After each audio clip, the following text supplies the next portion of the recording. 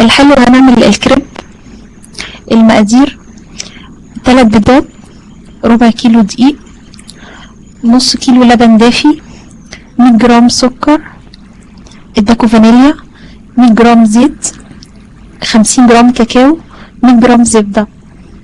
هقول المقادير تاني: 3 بيضات، ربع كيلو دقيق، نص كيلو لبن دافي، 100 جرام سكر، باكو فانيليا، 100 جرام زيت، 50 جرام كاكاو، 100 جرام زبدة.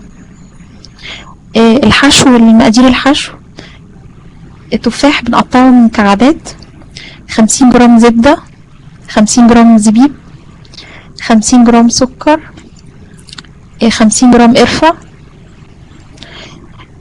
مقادير الحشو دي كلها بنحطها على بعضها وبنحطها على النار لحد ما التفاح يدبل، وبعدين نبدأ نجهز بقى الكريب اللي هنحشيه بالتفاح.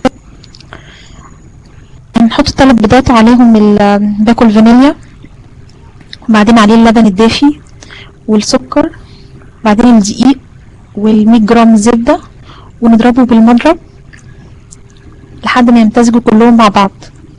وبعدين بنجيب طاسة ندهنها زيت. الخليط ده بس مش كتير، يعني لازم يتفرد في الطاسة كلها، وبعدين بنقلبه عشان يستوي على الجنب التاني، وبعدين بنفضل نعمل واحدة واحدة لحد ما الكم كله يخلص. وبنفرد الكريب ده ونحشيه بالتفاح الحشو اللي احنا عملناه اللي جهزناه، وبنلفه اسطوانة زي السويس رول كده.